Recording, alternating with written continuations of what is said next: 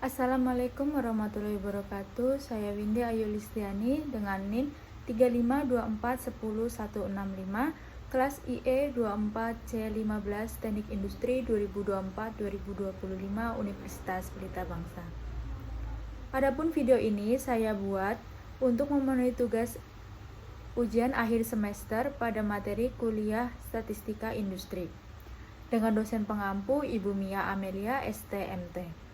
Pada video kali ini saya akan menjelaskan materi tentang pengujian hipotesis, uji hipotesis dua proporsi. Kita mulai saja ya. Sebelum kita ke contoh studi, saya akan menjelaskan sedikit tentang apa sih uji hipotesis dua proporsi. Metode statistika yang digunakan untuk menguji atau mengeklaim dugaan terkait proporsi yang ditulis dengan P dalam suatu populasi atau dilambangkan dengan P. Proporsi mengacu pada bagian tertentu dari populasi yang memiliki karakteristik tertentu. Misalnya, proporsi pelanggan yang puas, proporsi siswa yang lulus ujian, atau proporsi produk yang cacat. Jadi, uji hipotesis proporsi adalah pengujian hipotesis mengenai proporsi atau perbandingan suatu populasi yang didasarkan atas informasi sampelnya. Jadi perbandingan antara jumlah kejadian tertentu dengan total kejadian tertentu. Biasanya digunakan untuk data kualitatif atau kategori. Kemudian di sini pengujian hipotesis ada dua macam, yaitu uji satu proporsi dan dua proporsi. Kita bahas satu-satu. Uji satu proporsi. Pengujian hipotesis satu proporsi dilakukan untuk memeriksa apakah proporsi populasi sama dengan nilai tentu atau tidak. Jadi pengujian satu proporsi ini biasanya memeriksa populasi suatu populasi sama dengan nilai tertentu atau beda. Contoh, apakah proporsi siswa yang lulus ujian lebih sedikit atau lebih besar dari 70% gitu. Kemudian yang kedua, dua proporsi. Pengujian dua proporsi dilakukan untuk membandingkan proporsi dari dua populasi yang berbeda untuk menentukan apakah terdapat perbedaan signifikan di antara keduanya. Jadi pengujian ini itu dilakukan dari dua populasi yang berbeda untuk menentukan terdapat perbedaan yang signifikan atau tidak nih di antara keduanya. Contohnya, apakah terdapat perbedaan populasi antara pelanggan yang puas antara toko A dan toko B. Kemudian saya di sini akan memberikan contoh, yaitu yang dua proporsi dengan rumus uji statistik sebagai berikut. Jadi kita menggunakan uji Z. Uji Z ini yaitu caranya, rumusnya yaitu P topi 1, yang artinya proporsi sampel 1 atau kejadian 1 dikurangi dengan proporsi sampel 2 atau kejadian 2, kemudian dikurangi dengan populasi 1 dan populasi 2.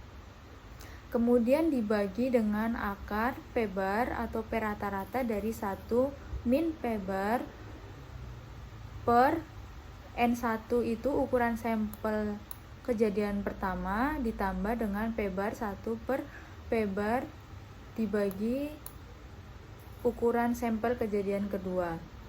Dengan kita harus mencari P topi 1 atau populasi sampel pertama, sampel kedua, kemudian proporsi populasi rata-rata. Yang pertama kita mencari populasi sampel dulu atau P topi 1 dengan cara yaitu jumlah kejadian pertama dibagi dengan ukuran sampel pertama. Yang kedua juga sama, proporsi sampel kedua yaitu jumlah kejadian sampel pertama dibagi dengan ukuran sampel kedua. Kemudian kita mencari P-bar atau rata-ratanya dengan cara jumlah kejadian pertama dibagi dengan jumlah kejadian kedua ditambah ya, kemudian dibagi dengan ukuran sampel pertama ditambah ukuran sampel kedua. Untuk lebih jelasnya, mari kita langsung ke contoh studi kasusnya. Saya mengambil contoh studi kasus uji hipotesis dua proporsi dengan judul jurnal analisis perbandingan penggunaan minyak curah dan minyak kemasan menggunakan uji hipotesis dua proporsi dari Nurrahmah dan S.R. Firly. Berikut studi kasusnya. Pada penelitian ini ingin mengetahui perbandingan penggunaan minyak curah pada masyarakat.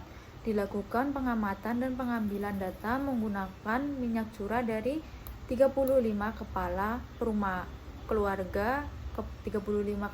keluarga perumahan A daerah Bogor dan 35 kepala keluarga perumahan daerah Bekasi. Dengan jumlah minyak curah Bogor ada 14, jumlah minyak curah Bekasi ada 7. Kemudian dari data tersebut akan dilakukan uji hipotesis yang menjelaskan apakah cukup bukti untuk menyimpulkan bahwa penggunaan minyak curah daerah Bogor lebih banyak. Berarti seperti ini ya. Dibandingkan daerah Bekasi. Uji hipotesis dua proporsi ini menggunakan taraf nyata sebesar 0,05. Kemudian kita langsung ke hasil dan pembahasan. Yaitu solusinya. Yang pertama, hipotesis awal, yaitu P1 sama dengan P2. P1 itu jumlah penggunaan minyak curah di perumahan A Bogor, kemudian P2-nya itu jumlah penggunaan minyak curah di perumahan B daerah Bekasi. Sudah, kedua, hipotesis alternatifnya yaitu P1 penggunaan minyak curah di perumahan A daerah Bogor lebih besar dari penggunaan minyak curah di daerah Bekasi. Ini diambil dari sini ya, dari apakah cukup bukti untuk menyimpulkan bahwa penggunaan minyak curah daerah Bogor lebih banyak. Kemudian rumusnya, statistik ujinya ada dua macam rumus, yang ini dan yang ini.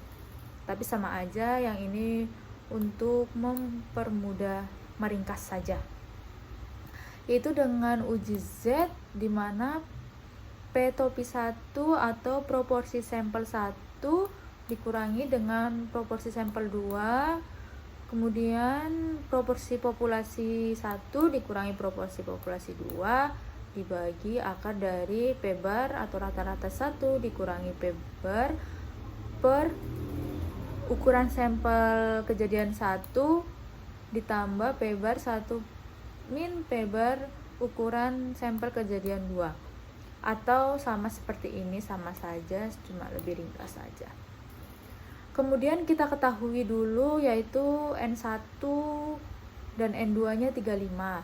Kita dapat dari sini, dari penggunaan minyak curah dari 35 kepala keluarga perumahan A daerah Bogor dan 35 kepala keluarga perumahan B daerah Bekasi. Kemudian X1 dan X2 itu jumlah kejadiannya kita dapat dari jumlah minyak curah yang dipakai daerah Bogor ada 14, jumlah minyak curah daerah Bekasi ada 7. Jadi X1-nya 14, X2-nya 7, N1, N2-nya sama saja 35 kepala keluarga. Kemudian kita mencari P topi 1, P topi 2, dan P-bar atau proporsi sampel kejadian 1, kejadian 2, dan rata-rata proporsi. Proporsi 1 rumusnya yaitu jumlah kejadian 1 dibagi dengan ukuran sampel. Jadi tadi jumlah kejadian 1 di sini ada 14. Di sini ada 14, kemudian ukuran sampelnya ada 35, kita dapatkan 0,4. Kemudian yang kedua sama saja, jumlah kejadian sampel kedua dibagi dengan ukuran sampel kedua. Di sini ada sampel kedua ada 7, lalu N2-nya ada 35, kita dapatkan 0,2. Kemudian P bar atau P rata-ratanya, di sini ada kejadian pertama ditambah kejadian kedua dibagi dengan ukuran sampel pertama ditambah ukuran sampel kedua. Jadi 14 ini kita tambahkan dengan 7, kemudian kita bagi dengan 35 ditambah 35, kita dapatkan 0,3.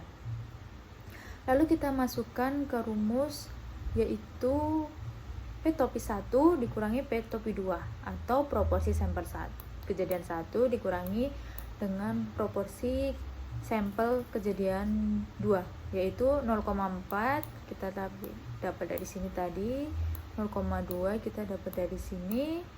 Kemudian P bar 1 dikurangi P bar ditambah 1 per N1 plus 1 per N2. Jadi 1 ini sudah dari rumus ya. 0,3 itu kita dapat dari sini. Rata-ratanya 1 dikurangi 0,3 rata-rata, 1 dibagi 35, ini kita dapat dari sini. Maka kita dapatkan hasilnya, Z hitungnya, Z-nya itu ada di 1,826. Kemudian keempat, kita tentukan daerah kritis dan kriteria uji. Di sini saya menggunakan uji satu sisi, yaitu sebelah kanan, dikarenakan di soal tadi apakah cukup untuk menyimpulkan banyaknya minyak curah yang dipakai di Bogor itu lebih banyak atau tidak dibandingkan di daerah Bekasi. Lebih banyak, maka kita menggunakan satu sisi, yaitu sebelah kanan. Dengan tarif signifikansi 0,5, berhubung kita menggunakan rumus Z, maka kita di sini ada rumus tambahan, yaitu 1 dikurangi alfa. 1 dikurangi alfa itu 1 dikurangi tarif signifikansi 0,05, kita dapatkan 0,9. Kemudian 0,9 ini kita cari di tabel Z, kita dapatkan 1,1645. Kemudian kriteria uji untuk menentukan diterimanya H0 atau ditolaknya H0 itu ada kriterianya. Yang pertama, tolak H0 jika Z hitung itu lebih dari 1,645. Ini dapat dari titik kritis ya. Z hitung ini 1,826. Jadi jika Z hitung atau Z hitung yang di rumus tadi melebihi titik kritis, yaitu 1,645, berarti dia berada di sini ya, melebihi, itu kita tolak H0. Namun sebaliknya, jika Z hitung kurang dari 1,645 atau berada di daerah sini, ini kita terima H0 atau tidak tolak H0. Berhubung tadi Z hitungnya kita dapatkan 1,826, itu artinya dia berada di sebelah sini. Maka kita tolak H0 karena dia melebihi 1,645, melebihi titik kritisnya. Maka ternyata Z hitung 1,826 itu melebihi titik kritis, yaitu 1,645, sehingga H0 ditolak. Kesimpulannya, pada taraf nyata 0,05 dapat dinyatakan bahwa penggunaan minyak goreng curah di perumahan A, Bogor, lebih banyak dibanding penggunaan minyak curah di perumahan B, daerah Bekasi. Maka dari itu kesimpulannya yaitu penggunaan minyak curah di Bogor itu lebih banyak karena kita menolak H0. Jadi kesimpulannya seperti itu. Oke, jadi itu yang bisa saya sampaikan di video ini. Apabila terdapat kesalahan, kekurangan, kelebihan, saya mohon maaf. Jadi sedikit yang bisa saya sampaikan mengenai pengujian hipotesis statistika dengan uji hipotesis dua proporsi. Kurang lebihnya saya mohon maaf. Saya akhiri. Wassalamualaikum warahmatullahi wabarakatuh.